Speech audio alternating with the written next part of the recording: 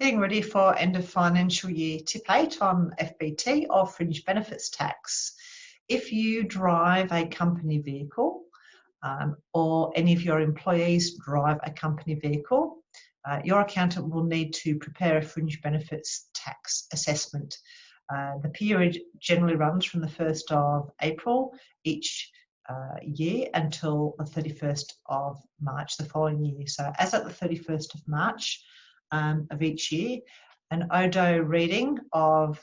where the kilometres have ended for that FBT reporting period need to be provided to your accountant for the FBT calculations. When the FBT calculations are completed,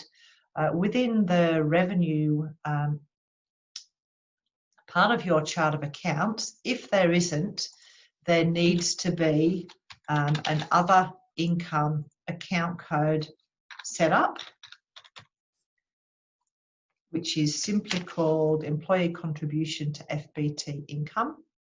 and this has GST on income included in it. And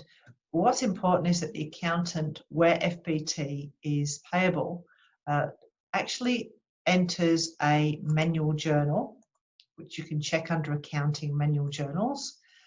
posts a journal on FBT prior to the 30th of June, or at least prior to your 4th quarter BAS being completed, because the GST on the employee contribution to FBT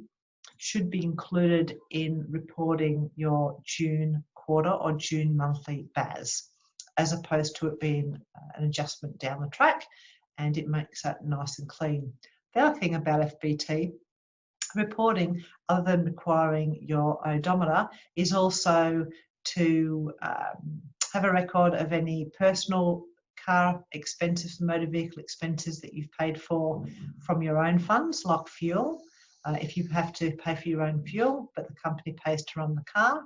And also a logbook needs to be completed every 5 years that you've had the same vehicle. And that's what you need to know about FBT to allow you to follow up and